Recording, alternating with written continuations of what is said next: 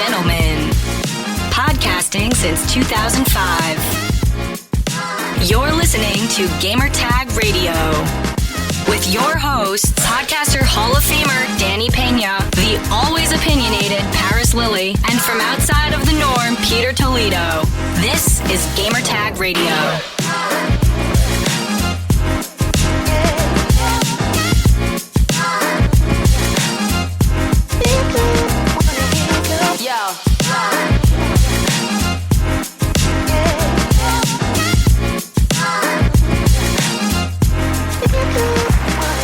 All right, everyone, this is Paris.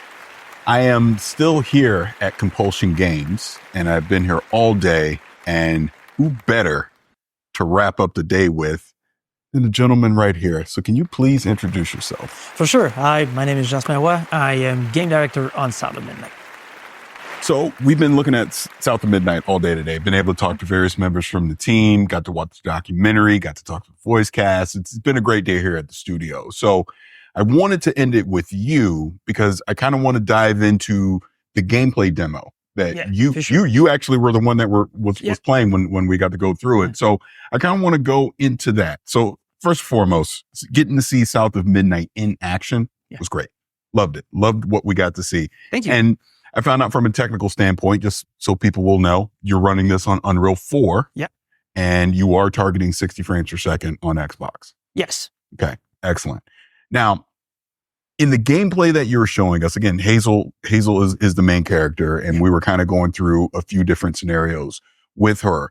The one that I was dying to ask you at the end of the demo, but I'm going to start this one off asking you here, was the exploration, because you showed it a little bit, kind of going off the beaten path. So how expansive is that going to be in the game? Okay, so primarily, South of Midnight is a narrative-driven game. Yeah. It unfolds, it is Hazel's journey that unfolds as you progress through the game. And the story itself, as you'll discover once you get the game, has a huge forward momentum, right? So we wanted it to be a tight narrative that you'd go through and discover everything. Mm-hmm. But we wanted players to still be able to explore and gain a little bit more richness to it. So it is primarily a linear game that's going to have side exploration on the side. We often describe South of Midnight as a wide linear game. And that means that sometimes it's going to have, more of a very linear flow, and some of the times it opens up a little bit. It never goes into the realm of an open world, so to speak. But that's where the exploration will factor in. Some sections of the game have much larger, exploration areas, while others will have mostly little mysteries you can discover across the board. And our goal for exploration was to both add environmental narrative to the experience, so that you would go, let's say, inside a house or along a path that has additional traversal and gameplay challenges. And the other reason why we wanted to have it was also because it is one of our main drive for collecting the currency you need for upgrades. Yeah. And then you're going to want to do that. Yeah. And along as you collect everything to try to upgrade Hazel, you're also going to discover, like all the vistas we created and adding that richness to it. So South of Midnight is primarily a narrative-driven game with a momentum that you're going to go, but on the side, if you explore, you will be able to discover a little bit more. No, that's fantastic because I was curious about that, like how extensive it would be. And you answered the question, which just leads me right into the next one about the upgrade. So there is an incentive to go and explore because you're going to get the currency to be able to upgrade your character. Yeah. Now, even with the upgrades, that is also more of a linear upgrade. It's not like an expansive skill tree that branches out. Right? Exactly. So what we have is that we've got different upgrades per skills that you're going to get through it. But Hazel, as what we wanted to do with Hazel was really work on her own style, her style of fighting and everything. So what you're going to have to do is really focus on, as you progress, and depending on how much you collect or not, you're going to focus on, I want to upgrade this spell first, or this one, or this one. But ultimately, what we wanted to do was something where, towards, if you explore a lot, you'd end up having pretty much everything, rather than being something that is like, our commitment. Like we wanted to flesh it out. We think the upgrades are really meaningful. They do change the way, they do change a bit like, the way the efficiency of some of your spells. And they do sometimes comes with like little visual upgrades on them. So that's really cool. But, otherwise it is not necessarily a branching talent tree or anything. The game is really narrative-driven third-person action adventure rather than a full-fledged, let's say, RPG. Yeah. Gotcha. Now, I think I was telling you this off camera before we started. I kind of let people know that I was here and kind of seeing the responses online. People were very excited about this game coming next year.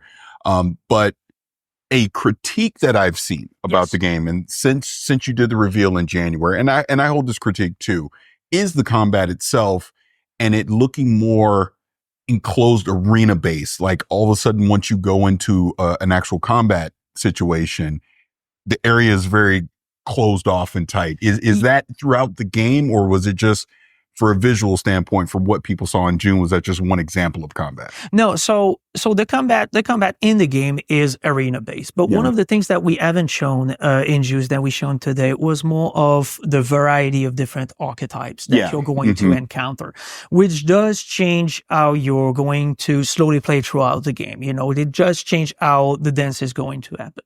But no, we opted for an arena based combat because it did tie to our world building around, the stigma in these locations being really important to the story itself and everything, and having that feeling of kind of being trapped by that kind of aura around it.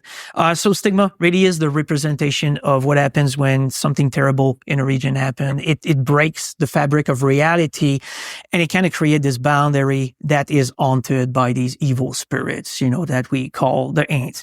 And the Aints come in different archetypes, but it is definitely an arena-based combat that we're going to play with some levers on intensity and composition there to really bring variety to the experience. Yep. Let's talk about Two-Toe Tom. Saying that right, correct? Right. Yeah, Two-Toe Tom. Two-Toe Tom. Yeah. That was a boss battle that we got to see in the demo. So I would naturally assume we're going to see different varieties of boss battles throughout the game. But sticking on Two-Toe Tom for a second, the music, he essentially had his own theme music in the boss battle. So kind of elaborate on that. Yeah. Okay. So every of our mythical creature that you'll encounter do have their own music. And we do have a variety of different mythical creatures, right? So the mythical creatures and boss battle are two different concepts, but they're tied together. So not every mythical creature you're going to encounter is necessarily going to be a boss battle, but they all get their own themes. They all get their own musical thematic. So in terms of like the different experiences, some of them might be more a direct confrontation, like Two-Toe Tom. Some others might be more focused on traversal, others on narrative. But they all come with these big songs that we went and recorded, and they have like big orchestras, big instruments.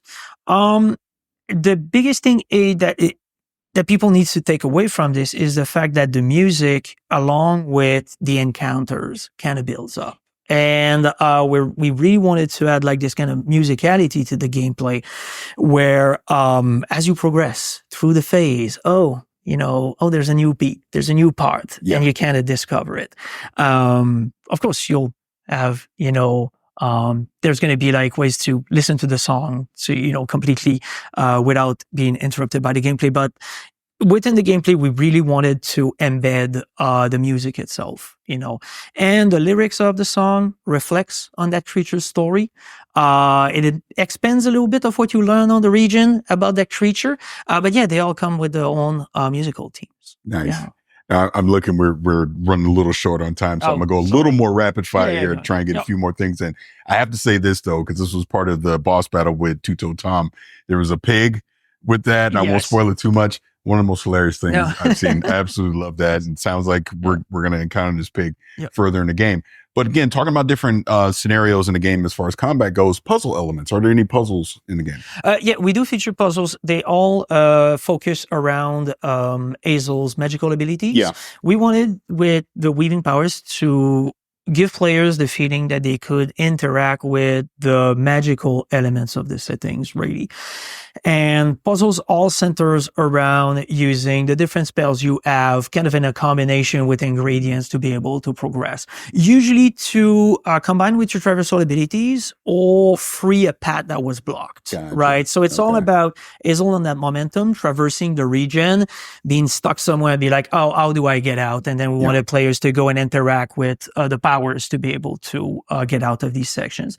And in terms of gameplay pillars, we do have traversal, combat, puzzles, all of them kind of combines, and as you progress through the regions, really. Yep. So again, you mentioned a few times this is a narrative-based game, but one aspect that we saw, and again, I'll bring Tuto Tom back into this as an example, where you're unfolding his story, right? And at one point you went into the past. So can you talk about that scenario, how that works? Okay, so you don't necessarily travel into the past, but as a weaver, as you unravel these corrupted strands that we call stigma, it reveals visions of the past to the weaver. And they're able to then learn what caused the creature to transform, right?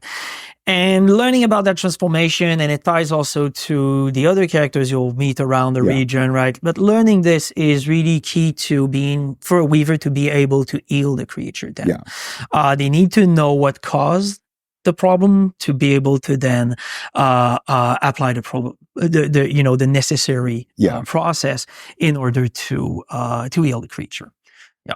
So, and you led me right into it, because that seems to be a central theme of Hazel's journey throughout this, going through the story of South of Midnight, is healing the world around her and the characters around her. And I know we're running short on time, but just along those lines, I'm so happy what I've seen with South of Midnight being a representative of the South, the lore that comes from the South, the music that you have in the South, some of the characters that we've got to see already, the art styles that we've seen in there. It's really shaping up to be a fantastic game. And thank you. Of course. It's just, like I said, I wish I had more time, because there's just so much that we got to see in that demo that I think once people get their hands on this game and see it for themselves, they're going to be very impressed. But is there any final words you would like to leave for anyone that's watching this about South of Midnight? Well, we put all of our efforts into this, and we really hope that you're going to enjoy it. Really, we can't wait for you guys to get your hands on the game and really try and play it. Everybody here is super excited to finally have be able to talk about it and reveal a bit more. So and I will just say this as we end this, and I thank you for your time. Everybody that I've spoken to today from the team, they're very proud of the work that they've been doing. They're very excited. There was that anxious nervousness, first time we're getting to see it. But everyone seems very excited and proud of the work that you've done with this game. And like I said, it's a great representative of Southern culture. So can't wait to learn more. Yeah. Thank you. Well, thank you for having me. Thank you. Thanks for listening to Gamertag Radio. Be sure to like us on Facebook and follow us on Twitter.